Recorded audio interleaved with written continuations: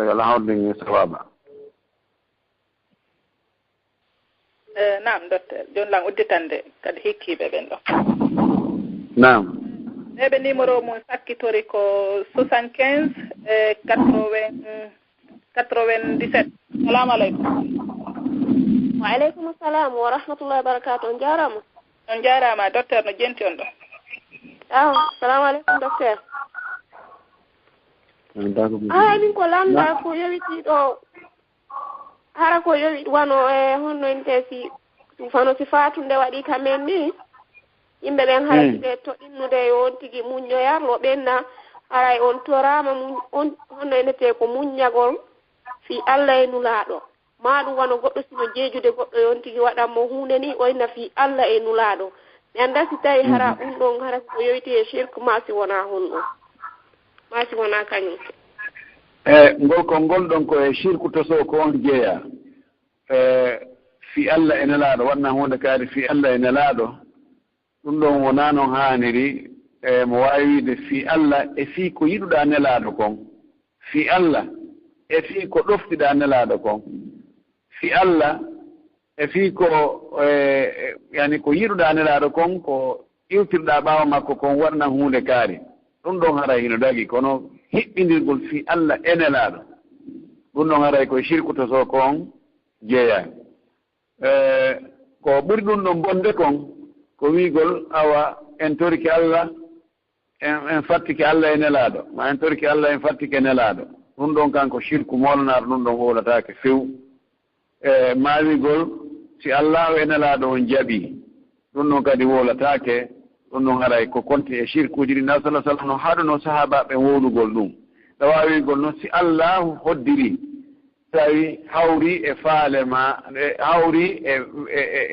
refti wela e nelaaɗo fewno ko wuuri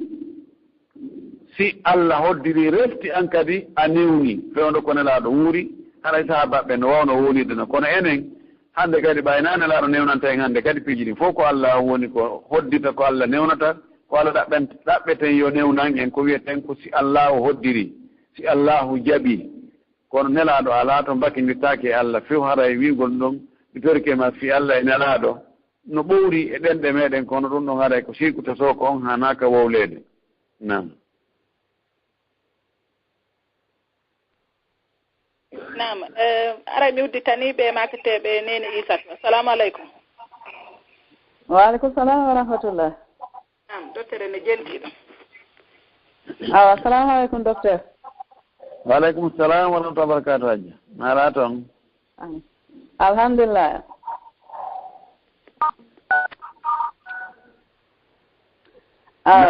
min kadi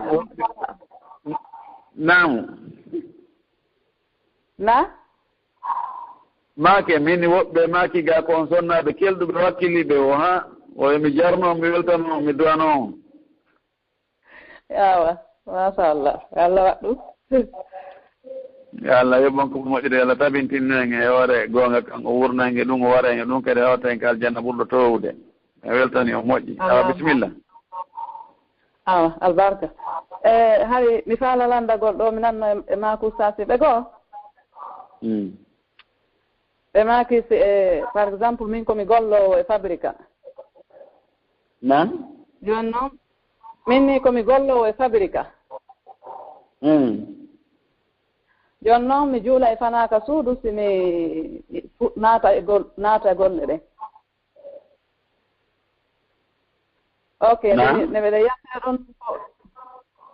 min ni safe mi nanaani moƴƴi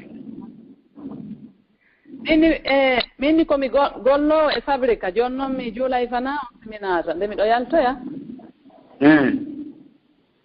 haray nangue muti fi alansara on joni noon min landi ɗon ustasiɓe goo ɓe maaki kamin juuli fana ɗon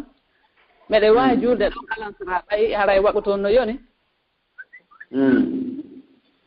nde meɗen heɓoya break haray nde meɗen heɓoya fowta gongol haray nangue muti ko honno golloton ko e fabrique ko honno woni ɗum factory docteur factory ko factory aging ko espagnol be ko usine fruit aging fabrication fruit ko fruit ko ɗum annete yani joni noon so naati e fana on yalto e ɗum wannange muti o heɓata feere hara juulgol alansara fewndo alansara on ɗon hanange muta exactly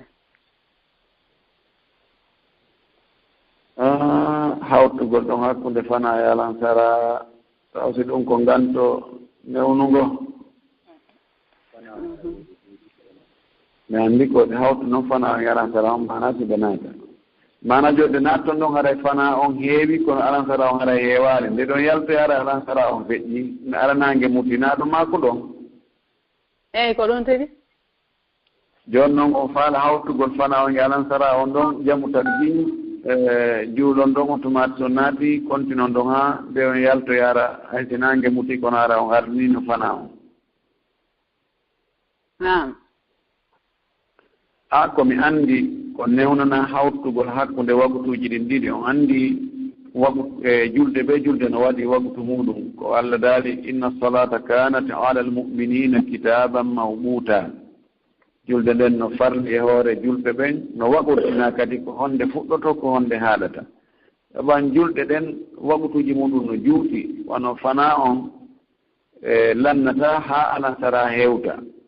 alansara kadi lannata ha to manange hewti ka mutata futuro waktu mum lannata ha geeƴe ɗen naata geeƴe waktu mum on no yehi fayda ha ka fajirni feerata ɗon subaka on waktu mum on no continue ha ka ɓodda ka fajiri ni feeri ha to makka nange ɓatti fuɗugol ɗum joni ko haani kon ko yontigi juulu waktu on be fewɗo muɗum hayti tawi wona fewɗo ka wona e juulode ka juulirde ɗon no wirde noon no yaaji waktuji ɗi no yanña ko hawtata hakkude waktuji ɗiɗi ko jogiiɗo nganto ka sharia ɗum ko so tawi ko wonɗo e hoore laawol seteejo ma ɗum annduɗo nde waktu ɗimmo on no ara haray nawnaare wono faɓɓere hew nangiimo ma nawnaare tiiɗnde nde tawata o waawata juuldude e mayre nawnaare haqqille honno kadi no newnana hawtugol waktuji ɗi law aɗo nawnaare nden arande on tigi ma si tawi hara wono ndiyam hino arde ma si tawi wono joni wono grève ji no wadde hara no waɗa onno état de siège e ko wayitta wono noon ɗum ɗo fof no newnane on tigi ka hawta hakkude waktuji ɗin kono amma golle ɗen ɗum ɗon haray karmokoɓe ɗon joni yondino koɓe maaki ɗon ko min on mi yaali ɗum ɗon nan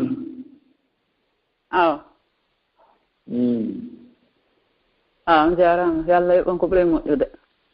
amin barakallahu fik jazakumullah khairan joni min ni ɗo mi watta landal ɓeeɗo kadi hari woɓɓe no nelnolan suga maggal wo ɓeeɗo ko lekkol ɓe kamɓe kadi kono ɓeeɗo sifori ni wonde ɓe naata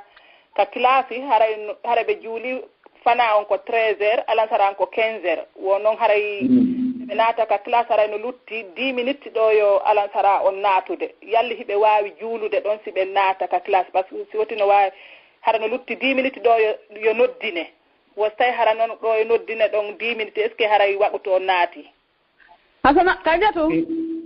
ɓeru 10 minutes on tino waawi juulde ɗon ara waɓuto on naati ɓeru tawi ko lutti ɗo ɓe noddin ko 10 minutes yoɓe juuɗu si ɓe naata ɗon haray waɓuto on hewti nam nam joni landade landal woɓɓe nelnolan ɗo ɓeɗo ɓe maaki wondema ko gaaɓe woni biro maɓɓe no kame en guine biro maɓɓe noon no fooyi wo ɓe naɓanaɓe noon mbuuɗi koɓe ñawdora toon e koɓe ɗumanno kono ɓe yanngodi e maɓɓe toon ha hay faali joni noon kippuɓe biro maɓɓe ɓen toon joni watti si ɓe naɓi ɗuman naɓude biro maɓɓe ɗaɓɓoya lekki ɓale haray ko ɗum no gasa woni lekki karama ko yaaga waɗugol ka ɓeya ka karama koɓɓen hiɓe huli naɓugol mbuuɗi ɗin tattaw hara ɓeya ko ɗin ɗon ƴettata naɓa wo ɓe wayri naɓande biro maɓɓe ɗulle kadi ko biro maɓɓe ɓen ɗon kadi no hatojini kono ɓe huli woni wota ɓeya ƴettu naɓa ka sirku wo kon ɗum ɓe duwa noon joni kamɓe gerde joni ko ɓe nodduɓe on ɓe dankade biro maɓɓe ɓe yeetoɓe kamɓe on ɓe newna ɓe jaɓa ɓe dagina ɓe weltora muuɗi maɓɓe ɗinna ɓe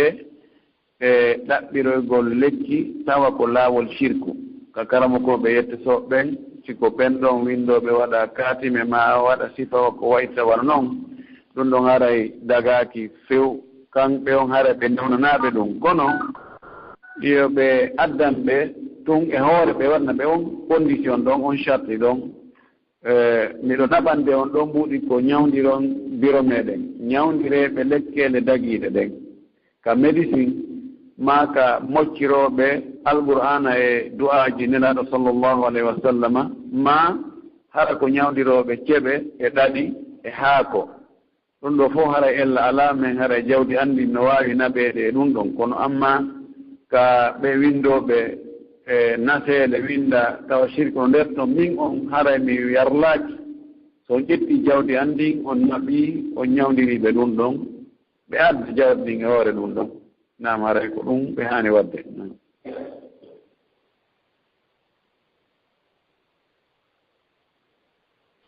nam joni mila udditande kadi woɓɓe ɗo ɓe maketeɓe ɗo Ibrahima assalamu aleykum. Aleykum salam wa rahmatullahi tanala ton jantum dottere no jenti on ɗo komi wollandade ɗo ko yimɓe ɗiɗo si ɓe woni bomɓe ɓe hawtiti e hunde bonde hara ɓe weldi e nden ɗon après ɗon ɓe acciti kim bonki kiɓe woni e muɗum ma goto on acciti hay soya on accitali hiɓe wawi naɓidugol hande kadi fi aduna e lahara harana affaire on bonki ko ɓe jogino ɗum woni landugal ngal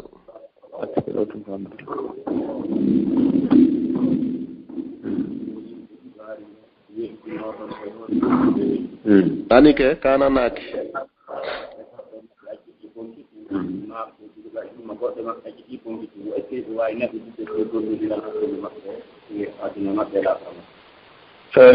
si tawi yimɓe ɓe huwodiri e hoore ko boni yahi haa ɓe acciti si ɓe ɗo noon ɓe acciti haray ɓe waawi huwodirde kadi e hoore ko moƴƴi kon siko fof ɓe tuubi ɓe toriki Allah yaafuye ko feƴƴi kon no sella kaɓe gollondira e hoore ko moƴƴi hannde kadi harana noon e hoore ko boni kon si tawi noon ko gooto e maɓɓe tuubi acciti ko boni kon oya kañum no heddi haa jooni e ko boni kon e wallondiral maɓɓe si tawi harana telen ka boniri few hara ko telen ka moƴƴiri ella alaa ɓe waawi wallondirde telen ka baŋnge ka moƴƴiri ɗon ko woni sellanta kanko tuubuɗo on tori Allah yaafuye piiji bonɗi wannooɗi maapi fii muɗum tori Allah yaafa mo sellataaka o iirintinna hannde kadi o memmintinna laawi bonɗi ɗin ɗi o wonno huwondirde hakkunde makko e oɗaamo sortaaki e muɗum haa jooni e hoore ko haani kon yo eto oɗa kañum kadi sortoo e muɗum yo waajo mo yo rentin mo yo yiɗanmo moƴƴere ko heɓi kon kanko kadi o eto haa on ɗon sortoo e ɗum ɗon ɓe wona noon e gollondirgo golle moƴƴe ɗen bimana neɗɗo no wona gonɗo e sengo ka o boniri ɗon ɗon o huwondirtaake e ngon sengo ɗon ɓay ko Allah wi taawanu alal birri wattaqwa wala taawanu alal ismi wal udwan ko en wallondir e hoore kulol Allah ngol e hoore moƴƴere nden koto en wallondir noon e hoore ko boni kon e hoore jaggutugol ngol waɗa ko boni kon e misal jooni neɗɗo keefeero mo gomdina Allah gomdina nelaaɗo sallllahu alayhi wa sallam no sellaka gollondiron ko yowondir e fii aduna fiiji aduna ɗin e sooda goɗɗum e juuɗe makko ma o sooda e juuɗe maaɗa ma gollanaamo yoɓe ma gollinaamo yoɓaamo ɗum no fof no sella kono ko yowondiri e diina kan ya tawtumo e diina makko kan waɗon weltoron diina makko kan ma waɗon piiji bonɗi ɗum ɗon haray dagaaki haray ko ɗum on tigi wattanta hila piiji ɗin haray no serti ko ɓenta kon aljihatu mum fakka kende ɗen haray no serti sengo ɓe no jogii ñaawore muɗum wabillahi tawfiq assalamu aleykum on jarama nawi baraji amin nam min udditaniɓe numéro mum sakkitori ko 1059 salamu aleykum Walaikum salam tullah. Docteur ene jenti on ɗo. Assalamu alaikum docteur. Walaikum salam wa rahmatullahi wa barakatuh. Ala mi langdalanga ko yobiti e julde ande mi do mari fondo problème julde nen e diinakan fo kenen no ara yang hara mi do sikkito wano simi ƴetti alqur'ana mi jangi ma mi nani inde nelaadho no yewte fi muɗum kenen hara lan sikkito ni ma kenen kam mi mijuto fi diinakan ha tawa ɓernde ande no hoyti moƴƴa haray kad julde kadi no ara lan kenen julbugol ni ka nder julde kenen mi jibo si tawi mi timmini ma mi timminal haysi minni mi concentré no to e julde nden kono mi yalta fof hakkille ɗe yalta e julde nden hay ka salligiyan kadde balɗe ɗo foppu no heɓudelan haray mi anda ko ndum marɗon ko yewtolan e ɗum noon surtout e fi sikkitagol ngo haray na fi soti gonɗina kono no ara lan tawa miɗo sikkito ha ndu no anani lan moƴƴa haray ko ndum marɗon ko yewtollan a jani ko sikkitagol piiji ɗi duwata sikkitede e mum ɗi yani naam kene no ara wonno mi sikkito hara ko diina gonga mi jokki hara ko piijini tun ko tawata ko simi gayni mi andi toyi mi jooɗo kadi annalan ha mi fesa ha mi jiɓoɗo kono ara e yan sondo wo sondo haɗa ko ɗum mi faala yo yewtan goɗɗum si tawi neɗɗo ari sikke cheytane ari so wonsingol mo miijintinnanmo piiji ɗi o duwaka miijaade wonde no neɗɗo hakkille mum no yaha jooni e fii Allah subhanahu wa ta'ala tigi ma fii nelaaɗo e fii darngal e fii yiite fii aljanna fii immitagol ɗin piiji haa o yaha o waawa so o sikkitoto so tawi ɗum ari yon tigi o yo moolo Allah bone cheytane o wi audu billahi min alcheytani irrajim رضيت بالله ربا وبالإسلام دينا وبمحمد نبيا ورسولا ويتو سوولي دون فرك الله يا الله بندو بون الشيطان إن أولتوري يا الله ونجيدم الله جيمو أولتوري وند كن الله محمد صلى الله عليه وسلم ونكون لا مكو أولتوري كل الإسلام وندينا مكو سلوكك أولي دون ويتو بerne makko ndengo ittande e ɗin miijoji e ɗin sikkeji o naɓira ɓernde makko nden e piiji goɗɗi goo fewndo ɗon taw nangu miijitagol ɗum ɗon ma o etto o yaha o wona ka yimɓe woni o jokka piiji goɗɗi goo si neɗɗo ko heewi kon so o weddike kanko tun o sifa on to sifa ɗum e cheytane moltoto ara miijiɗamo ɗin piiji ka woni kanko tun ɗon fannin mo woni e ambiance ka yimɓe woni e piiji mo jogii mouvement fara ɗin miijoji ɗi arta e makko kono nelaaɗo men sallah sallam no maaki Allah yawtani mofte makko ɗen ko ɓe miiji ka wonkiji maɓɓe ɗin ɓe yewtidi e wonkikin ɗon kono ɓe yaltiniraali konngol ɓe yaltiniraali kuugal fannin on tigi wowlaali ma fannin on tigi o huwaali o waɗi acte ko tindinta ko o miijii kon Allah nangitirtaamo ɗin miijooji ko miijooji ɗi hulɓini wono ɗin ɗon on tigi nangitirtaake few kono toujours yo kaɗum ari e makko o yo wi audu billahi min alcheytani irrajim